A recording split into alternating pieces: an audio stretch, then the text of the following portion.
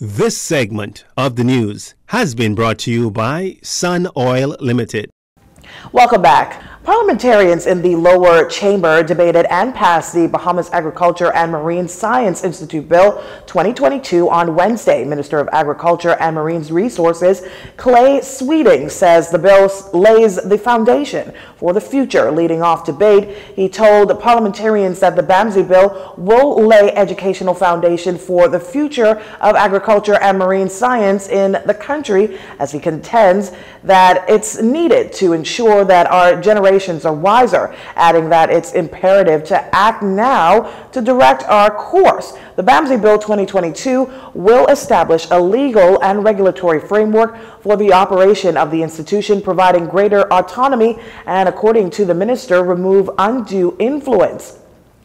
Upon passing the bill, Minister Sweeting says BAMSI will be able to operate at 100% functioning capacity, giving its president, Dr. Eurecia Hepburn, and the board of directors autonomous control over the affairs, solidifying agreements with other educational research institutions. As for food security, Minister Sweeting notes that it should be looked at in a more holistic way, understanding that the implementation of all methods to get that point must be aligned. The Bahamas Agriculture and Marine Science Institute Bill 2022 was also debated in the upper chamber. Health Minister Dr. Michael Darville teases possible relaxing of COVID restrictions locally at the borders in the coming weeks. Yesterday, the Ministry of Health and Wellness welcomed a donation of 30,000 Pfizer vaccines from the United States. At this time, Minister Darville was asked by the press about the possible easing of restrictions following a month of record low cases. He had this to say. Yes, we're mindful to do some things. As a matter of fact, as we speak, our EOC is now looking at ways on how we can loosen a bit, particularly at our borders and other areas within the country. But I made it very clear yesterday that the numbers is one area, but we have to look at our hospitals. Our hospitals are challenged.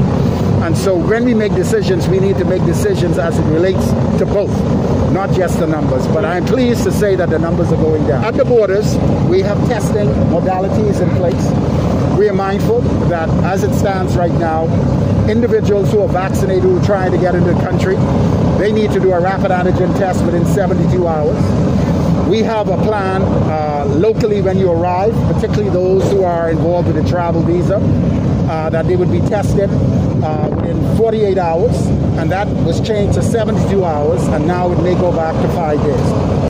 The health minister goes on to note that following the outcome of the EOC's ruling, there will be modifications made to the health services rules to reflect said changes. In the case of relaxing the COVID mandates as it pertains to the hosting of events and other large gatherings, Dr. Darville says we need to get other sectors of our economy reopened. So I would know exactly what the outcome of the EOC would be today, and there will be modifications to the health services rules to reflect some of the changes that will take place. Well, all of those things we are taking into consideration. We need to get other sectors of the economy open, and events are one of those areas that we are looking at. We don't think our hospital numbers are at that point right now, and the challenges we have at the hospital, particularly with the fatigue of the staff, as well as some infrastructural challenges and manpower resources, we're looking to resolve those problems, and once they are in place, we know that we would be in a better position if we do have a spike to handle the caseload. Now, the EOC was scheduled to meet yesterday, and our news team attempted to contact Dr. Darville for an update on that meeting, but failed to do so by the time of this broadcast. However, we will continue to follow the story and provide updates as they become available. International COVID-19 update. Cases continue to be confirmed here in the country, although in low numbers. The Ministry of Health and Wellness latest dashboard for Tuesday, February 15, indicated 33 new infections, 29 cases here on New Providence, 2 on Exuma, and 1 case each on Eleuthera and the Berry Islands. 11 of those New Providence cases have a history of travel within 14 days. So does the lone case on the Berry Islands. 6,387 cases are active, 40 of them in hospital, 3 of them in intensive care. Health officials also reporting 2 unfortunate COVID-19 related deaths. Two female residents of Grand Bahama, a 75-year-old who died on January 26th and an 87-year-old who died on February 4th. These deaths, according to health officials, were previously under investigation. 3 additional deaths were added to the deaths under investigation, pushing the total there back to 46. The COVID death toll is now at 786. 79 people recovered from the virus on Tuesday. Rookie politicians need to be checked, and that's according to former Prime Minister Dr. Hubert Minis. Dr. Minis on Wednesday urged Prime Minister Philip Davis to speak to his rookie politicians about public commentary as he responded to claims by Disaster Reconstruction Authority Chairman Alex Storr that the Dorian Pledge Conference was nothing more than a publicity stunt. Dr. Minis says those comments were an insult to the United Nations. The chairman basically trying to denigrate the government, saying the government had not managed or not collected the pledges, etc. When he does that, he denigrates the UN. It's the UN that had introduced the pledge. They managed the pledge. They were instrumental, and they were supporting the government. And those are programs that they do throughout the world when there's devastation. So it's not the government. So the chairman must be very careful when he denigrates the government. He's slapping the UN. I think it's stupid. You don't do that to an international organization. So Prime Minister needs to call these rookie politicians in so they would understand what they can say and what they cannot say.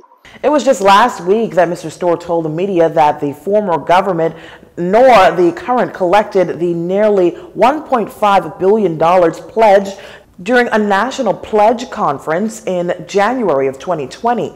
The Minis-led government hosted that pledge conference alongside the United Nations Development Program. Mr. Storr says that conference was nothing more than a PR stunt. The Bahamas was not the one who's monitoring the program. It's the UN. And he must also remember that immediately after the pledge conference that was organized by the UN, 1 month later, the world was struck with COVID, which meant the entire dynamic changed, because that would have been something that the UN or no one else had ever seen. So they were faced with the calamity of COVID with the Bahamas, Dorian with the Bahamas, whom they've been trying to assist, and now COVID. So they were faced with 2 calamities, but it was not only the Bahamas faced with 2 calamities, the world was faced with 1 calamity. The COVID.